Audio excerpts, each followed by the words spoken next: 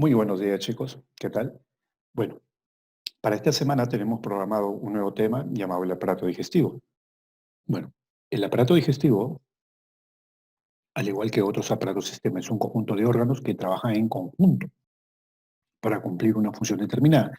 En este caso, el objetivo del aparato digestivo es obtener los nutrientes de los alimentos. Para eso, el alimento que ingresa en boca va a pasar por una serie de procesos. ¿Ok? Entonces, hay procesos como la ingestión, procesos como la deglución, procesos como la digestión, procesos como la absorción y la etapa final, la defecación, que es la parte de los alimentos que no han sido absorbidos y van a ser eliminados. ¿Ok? Entonces, empecemos, ¿no? Empecemos hablando, el aparato digestivo es un conjunto de órganos cuyo objetivo es obtener los nutrientes de los alimentos. Para eso hay una serie de órganos que forman, este aparato se compone de dos partes, el tubo digestivo y las glándulas anexas. ¿Ok? Ahora, ¿cuáles son los componentes? Acá está. La estructura del tubo digestivo y las glándulas anexas. Este tubo digestivo consta de boca, faringe, esófago, estómago, intestino delgado, intestino grueso. ¿Ok? Bueno, el ano es la abertura final del intestino grueso, por donde salen las heces, pero ya está incluido dentro del intestino grueso. ¿Ok? Entonces sería boca, faringe, esófago, estómago, intestino delgado, intestino grueso como órganos que componen el tubo digestivo. Y las glándulas anexas son aparte. Ahí definitivamente vamos a hablar de glándulas salivales, el hígado, el páncreas y la vesícula biliar como algo accesorio. Entonces, una cosa es el tubo digestivo y otra cosa son las glándulas anexas. ¿Ok? Entonces, empecemos entonces. Este conjunto de órganos junto con las glándulas anexas, el objetivo es obtener los nutrientes de los alimentos. ¿Ok? Entonces, empecemos analizando la puerta de entrada, que sería la boca. ¿Ok? ¿Sí? Entonces, en la boca se incorpora el alimento. ¿Sí? El alimento se incorpora y va a ser, pues, va a pasar por un proceso con la finalidad de obtener un bolo alimenticio. Acá participa los músculos de la masticación, los dientes, la lengua, la saliva. Entonces, en boca ocurre una digestión mecánica que consiste en fragmentar el alimento, ¿sí? Y una digestión química, que significa que las biomoléculas, como por ejemplo, ¿qué biomoléculas son necesarias en el cuerpo? Grasas, proteínas, carbohidratos. Entonces, la digestión es el proceso por el cual las biomoléculas están formadas por cadenas de unidades.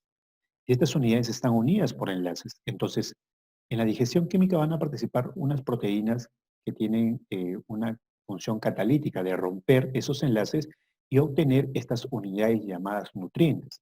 Entonces, en boca empieza la digestión. Muchos pensaban que de repente la digestión empezaba en el estómago, pero no. La digestión química, ojo, una cosa es digestión mecánica que es fragmentar el alimento nada más, pero obtener esas unidades de estas biomoléculas, eso ya es una digestión química y eso lo realizan las enzimas. Entonces, para que empiece en boca la digestión química, es necesario la presencia de estas enzimas. Profesor, ¿y cómo, en qué parte de la boca están las enzimas? Hay una enzima, la llamada tialina o alfa-milasa salival. ¿Dónde la encuentro? En la saliva. O sea, la saliva aporta esta enzima. Y esta enzima es la responsable de la digestión, inicia la digestión de los carbohidratos. Empieza a romper sus enlaces para obtener unidades de esa biomolécula que son los carbohidratos.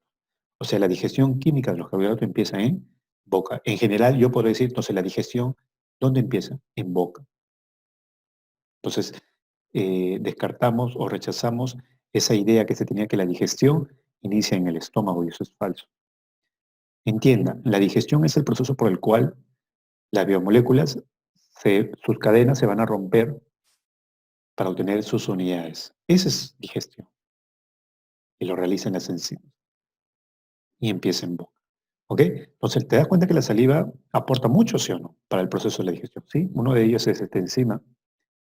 Ahora, muy aparte de esta función con esa enzima que tiene la saliva cumple una función importante en el sentido de que también regula el pH de la boca.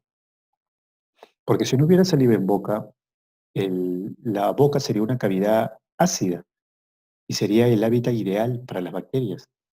Pero para mala suerte de las bacterias, pues se produce saliva en boca por las glándulas salivales.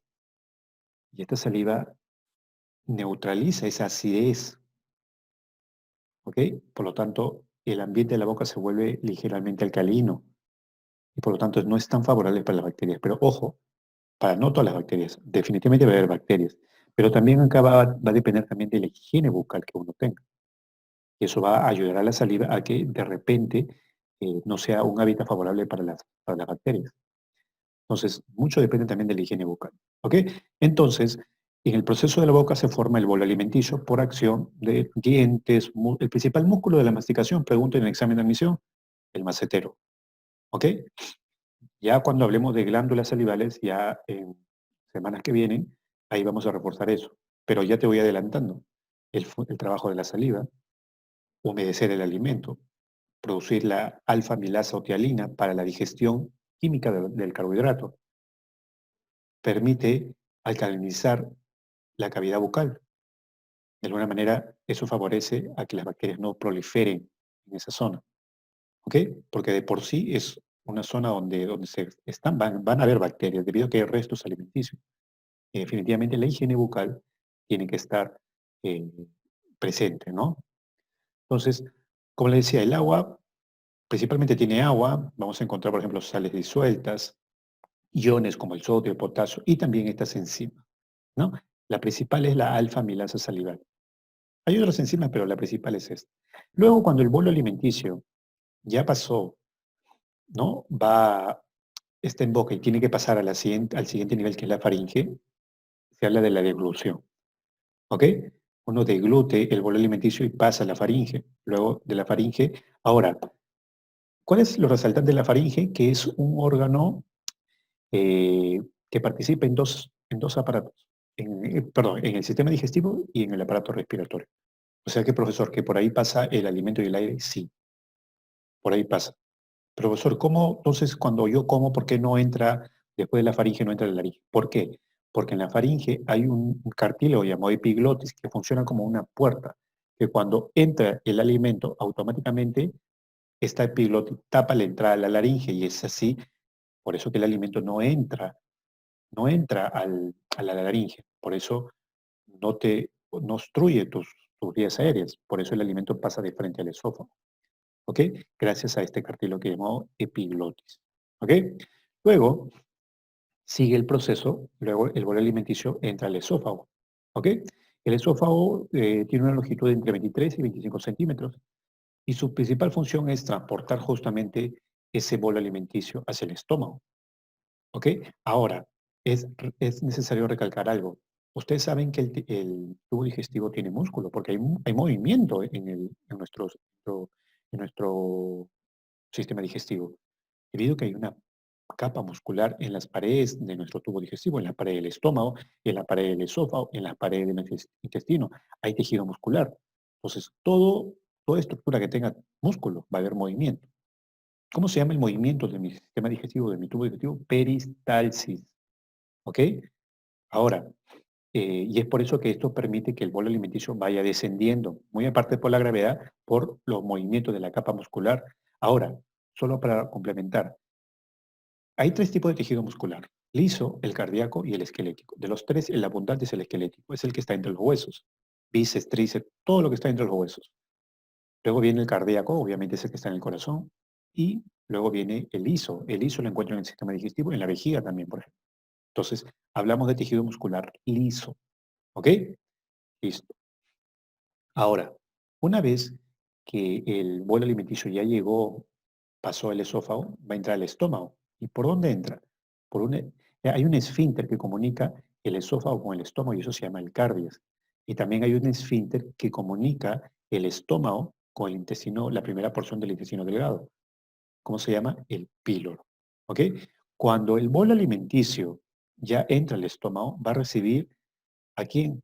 Sobre el bolo alimenticio va a recaer el jugo gástrico, que contiene agua, que contiene enzimas y que contiene el ácido clorhídrico, el ácido, ¿ok? Y se va a formar una nueva mezcla llamada quimo, ¿ok? Entonces, en el estómago, en el jugo gástrico vamos a encontrar otras enzimas Ya no va a estar la alfa-amilasa salivalotealina, va a haber otras enzimas que van a continuar con la digestión tanto de los carbohidratos, pero también va a haber digestión para las grasas y para las proteínas. ¿Ok? No olvidar eso. Ahora, con detalle los nombres lo vamos a ver más adelante. En una siguiente clase vamos a hablar de las enzimas presentes en el jugo gástrico. Por ejemplo, te adelanto, la pexina, la lipasa gástrica. ¿Ok? Entonces, estos son enzimas importantes que se debe conocer. Se continúa con la digestión química. Una vez que el bolo alimenticio ya llegó ¿no? A esta zona del, del estómago, el bolo alimenticio ya está en el estómago, recibió justamente, ¿no?, el jugo gástrico acá. Ahora, la pregunta es, profesor, ¿por qué usted me dice que el jugo gástrico tiene ácido? ¿Por qué el ácido es muy abrasivo? Podría generar lesiones. ¿Por qué no genera lesiones? A ver, nuestro estómago internamente tiene una mucosa que lo recubre, ¿ok? Es llamada la mucosa gástrica. Ahora, definitivamente esta mucosa gástrica está creada ahí justamente está presente ahí para, de alguna manera, soportar ese ácido que se segrega, ¿no? Y se forma esta mezcla. Pero sucede a veces, y es por eso que ahí hablamos, estas paredes se pueden irritar, la pared del corazón, perdón, del estómago se puede irritar debido a mucha acción de ese ácido. ¿Y cómo así? ¿Qué pasa con esa capa? ¿Qué ha pasado ahí, profesor? ¿Por qué se puede irritar? Y si yo irrito las paredes del estómago, eso se llama gastritis. ¿Pero por qué se genera? Por muchos factores. Por ejemplo, hay algunas bacterias que les gusta habitar el estómago, como por ejemplo el Helicobacter pylori. ¿Qué hace ese Helicobacter? Va reduciendo el grosor de esta mucosa gástrica que protege de esa acidez y por lo tanto se hace delgada. Tan delgada hace que va a haber momentos donde se expone la pared del estómago. Entonces, cuando se segrega el HCl, ya no va a haber esa mucosa. Por lo tanto, ese ácido va, va a estar en contacto con la pared del estómago y lo irrita. Y así es como empieza la gastritis. Esa es una, por causa bacteriana. ¿Ok? Pero también la gastritis puede ser por otro tema. Puede ser, por ejemplo, desórdenes alimenticios. ¿Qué pasa, por ejemplo, si tú te alimentabas a cierta... El cuerpo se adapta, eso es claro. ¿Sí? Por ejemplo, yo o alguien almuerza, tiene sus tres comidas, desayuno, almuerzo y cena, 8, 1 y 7 de la noche. De la noche a la mañana empieza un cambio brusco y ya no vas a poder comer. Pero ojo, automáticamente a la 1 de la tarde ya tus células parietales de tu estómago, porque hay unas células que son las que producen ese jugo gástrico, ¿sí?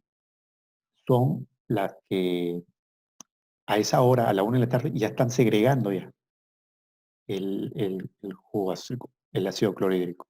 Y eso se supone que debe caer sobre el bolo alimenticio, pero a veces, debido a que ya hubo desórdenes alimenticios, este jugo gástrico que automáticamente se produce, no encuentra el bolo alimenticio, encuentra nada y cae sobre las paredes. Y si eso se hace constante, ¿ok? Se hace frecuente, esta mucosa va a estar reducida por tanta exposición al ácido clorhídrico, porque esta pared no está adaptada para el ácido. Por eso es- está recubierto por una- una mucosa, ¿no? Entonces, tan frecuente es esto de que este jugo gástrico se segrega sobre esto que puede generar también una inflamación, se adelgaza esta mucosa y puede generar una inflamación del estómago y también se genera gastritis. También hay medicamentos, sustancias, por ejemplo, el alcohol.